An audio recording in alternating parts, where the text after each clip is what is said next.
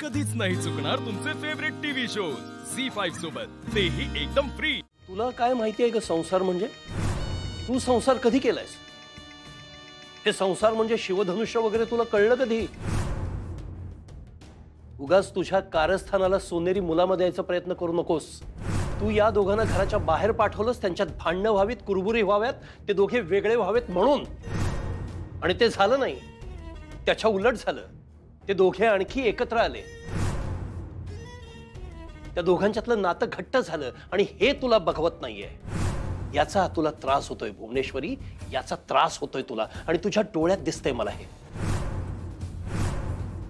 काय अक्षराचं कौतुक करशील? तिनं तर तुझी बाजीच उलटवली पूर्ण, आणि त्याचा राग येतोय तुला।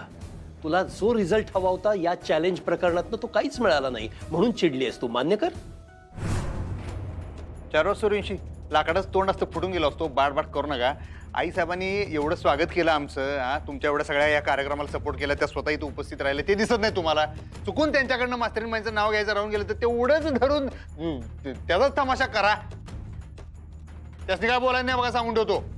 काही चुकीचं बोललेलो नाहीये मी। बाबा जाऊ दे ना, बस तर तुम्ही शांत व्हा ना। ठीक आहे, झालं असेल त्यांच्याकडून, चूक झालीये म्हणतायत ना त्या चुकीला चूक म्हणूनच घ्या। तुम्ही मुद्दाम केलं असं का म्हणताय? अक्षरा, तू बोलतेस?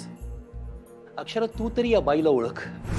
एक नंबरची खोटी बाई आहे ही। मला सांग, कुठली आई स्वतःच्या मुलाला नेसत्या कपड्यानिशी या अशा दिवसात 10 दिवस घराच्या बाहेर काढेल? तुझं सोडगं, तू सून आहेस, पण अधिपतीवर मुलासारखं प्रेम करते नाही, आई म्हणून मिरवते ना त्याची, त्याच्या जीवाशी खेळली ही। कुठली आई असं करते? हो बाजल, लय ऐकलं तुमचं। त्यांनी जे काय केलं ना आमच्या भल्यासाठी केले। तुम्हाला पटो न पटो, आम्हाला ते पटलेलं आहे आणि मास्तरीन बाईसने बी ते पटलेलं आहे। तुम्ही ग बसा, मध्ये पडू नका। काय तर आपलं निघताना बी तेच सांगितलं, का कन्नडमध्ये सांगितलं निघताना, परत आता तो विषय काढालाय। झालं की 10 दिवस बाहेर राहून आलो की आता घराकडे, आता ग बसा की, झालं संपलं आता सगळं, पास करा। त्यांनी जे काय केलंय ते मला पटलेलं आहे, मास्तरीन बाईसने पटलेलं आहे, पटलेलं नाही आवडलेलं आहे, कारण त्यांनी आमच्या भल्यासाठी केलेलं, आमचा फायदा झालाय त्यात। त्यासनी बोलत जाऊ नका बघा त्याच्यावर। झालं? अक्कल पाजळून झाली तुझी? तू तर पूर्ण युजलेस आहेस बाबा। काही उपयोग नाही तुझा, तुझ्याकडनं आशा पण नाहीये मला। तुझे डोळे उघडायचे तेव्हा उघडतील, पण भुवनेश्वरीला बरोबर माहिती आहे की तिच्या मनात काय होतं आणि काय घडलंय। हो ना भुवनेश्वरी? कर ना मान्य,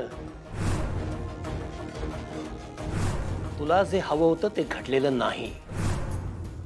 या दोघांचं नातं जिंकलंय, हे दोघे जिंकलेत, अक्षरा जिंकलीये आणि तू हारलीयस। आता या दोघांच्या नात्यामध्ये कोणी कितीही खोडा घालायचा प्रयत्न केला तरी या दोघांचा संसार सुखाचाच होणार,